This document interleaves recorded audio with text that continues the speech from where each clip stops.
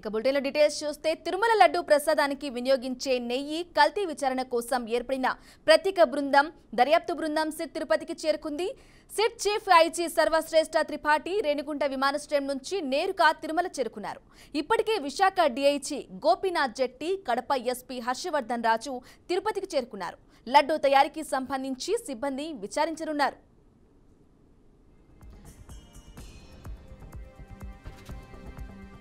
ఇక ఇదే అంశంపై మరింత సమాచారం అందించడానికి మా ప్రతినిధి గోపీనాథ్ అందిస్తారు. గోపీనాథ్, చెప్పండి, తిరుపతికి చేరుకున్నట్లుగా తెలుస్తుంది సిట్ బృందం, దీనికి సంబంధించిన అప్డేట్స్ ఇవ్వండి.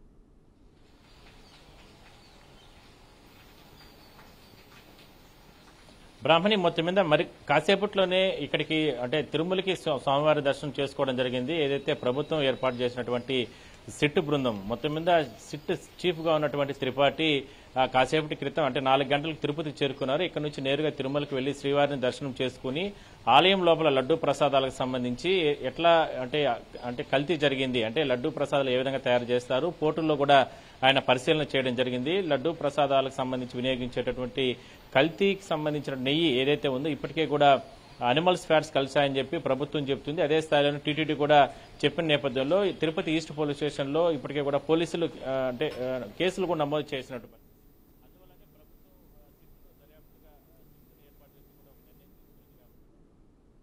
త్రిపాఠి తిరుపతికి రావడం జరిగింది. అయితే ప్రస్తుతానికి తిరుమల శ్రీవారిని దర్శనం చేసుకుని తిరుగు ప్రయాణంలో తిరుపతికి రాబోతున్నారు. ఇవాళ మరో హాఫ్ అన్ అవర్ లో తిరుపతికి చేరుకుని ఇక్కడ పద్మావతి గెస్ట్ హౌస్ లోనే ఇదే గెస్ట్ హౌస్ లో ఇక్కడ ఆయన ప్రత్యేకంగా అధికారులతో సమావేశం అవుతారు. రేపటి నుంచి కార్యాచరణ ప్రారంభిస్తారు. అయితే ఏ విధంగా చేయాలి ఏంటనే దానిపైన పూర్తి స్థాయిలో సిట్ టీం పూర్తిగా కూడా సన్నద్దమవుతుంది. విడివిడిగా టీమ్స్ గా ఏర్పడి ఒకవైపు మార్కెటింగ్ శాఖకు సంబంధించి టీటీడీ కొనుగోలుదారులకు సంబంధించి ఏదైతే ఉంటుందో మార్కెటింగ్ శాఖలో ఒకవైపు ఒక టీము దర్యాప్తు చేస్తుంది. అదే స్థాయిలోనే మరోసారి తిరుమలకి వెళ్లి లడ్డూ ప్రసాదాలు లేదా స్వామివారికి సంబంధించినటువంటి కైంకర్యాల విషయంలో అంటే ఇచ్చేటటువంటి అక్కడ స్వామివారికి పెట్టేటటువంటి నైవేద్యాలకు సంబంధించినటువంటి విషయాల్లో ఎట్లా తయారు చేస్తారు ఏంటి, మరి ఆ సమయంలో ఈ కల్తీని ఎందుకు గుర్తించలేకపోయారంటూ కూడా ఆ సిబ్బందిని కూడా వివరణ కోరే అవకాశం అయితే ఉంది. మొత్తం మీద రేపటి నుంచి దూకుడుగా పెంచే అవకాశం ఉంటుంది. సిట్ దర్యాప్తు అనేది 2-3 రోజుల్లో ఒక క్లారిటీ వచ్చే అవకాశం ఉంది. ఎందుకంటే పూర్తి స్థాయిలో కూడా ఇప్పటికే గతంలో జరిగినటువంటి అవినీతి అక్రమాలకు సంబంధించి బోర్డులో ఉన్నటువంటి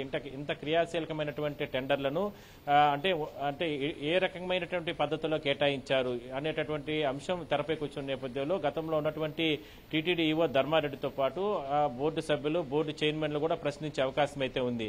అయితే అంత లోపల కింది స్థాయిలో ఉన్నటువంటి వ్యవహారాలు, కింది స్థాయిలో అంటే గ్రౌండ్ లెవెల్లో ఏ విధంగా జరిగింది, ప్రొక్యూర్మెంట్ కొనుగోలు విషయాలు కావచ్చు, లేదంటే టెండర్ల ప్రక్రియ, ఇవన్నీ కూడా ముందు సిట్ గుర్తించే అవకాశం అయితే ఉంది. ఎందుకంటే ప్రభుత్వ కార్యాలయాలు, ప్రభుత్వ సంస్థల్లో, ప్రభుత్వ వ్యవస్థల్లో అవినీతి ఏదైనా జరిగితే దానిపైన సిట్ దర్యాప్తు ఒక రకంగా జరుగుతుంది. కానీ ఇది తిరుమల తిరుపతి దేవస్థానం ఎంతో ప్రతిష్టాత్మక దేవస్థానం కాబట్టి ఇక్కడ జరుగుతున్నటువంటి వ్యవహారాల్లో గతంలో ఎప్పుడు కూడా ఇట్లాంటి సిట్ బృందాలు వచ్చి తనిఖీలు చేయడం, లేదంటే దాడులు చేయడం, లేదంటే ఉన్నటువంటి అవినీతిని బయటకు తీసుకొచ్చే ప్రయత్నం గతంలో ఎక్కడ కూడా చేయలేదు. కానీ ఇది ఇప్పుడు జరిగింది భక్తుల మనోభావాల విషయం ఒకటి, మరోవైపు సిట్ అంటే తిరుమల తిరుపతి దేవస్థానానికి సంబంధించినటువంటి పరువు ప్రతిష్టలకు సంబంధించిన అంశం కాబట్టి దీంట్లో చాలా జాగ్రత్తలు తీసుకుని ముందుకెళ్తుంది. ఈ ఎవిడెన్స్ అన్ని కలెక్ట్ చేసిన తర్వాతనే పెద్ద తలకాయలు అంటే ఎవరైతే ఉంటారో దీంట్లో పూర్తి స్థాయిలో కూడా ఇన్వాల్వ్మెంట్ ఎవరైతే ఉన్నారో వాళ్ళపైన ఫోకస్ పెట్టే అవకాశం అయితే ఉంది. ఈ లోపు ఒక టీము చెన్నై కూడా వెళ్లే అవకాశం ఉంటుంది. చెన్నైలో ఏఆర్ కంపెనీ నుంచే కదా ఈ నెయ్యి అంటే కల్తీ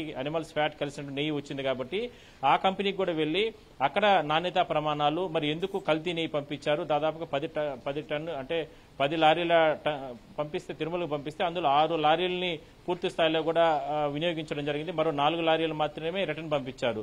మరి ఈ స్థాయిలో మీరు ఎందుకు పంపించారనేటువంటి ప్రశ్నలు కూడా ఆ కంపెనీ పైన వేసే అవకాశం అయితే ఉంటుంది. మొత్తం మీద పూర్తి స్థాయిలో సన్నద్దమవుతుంది.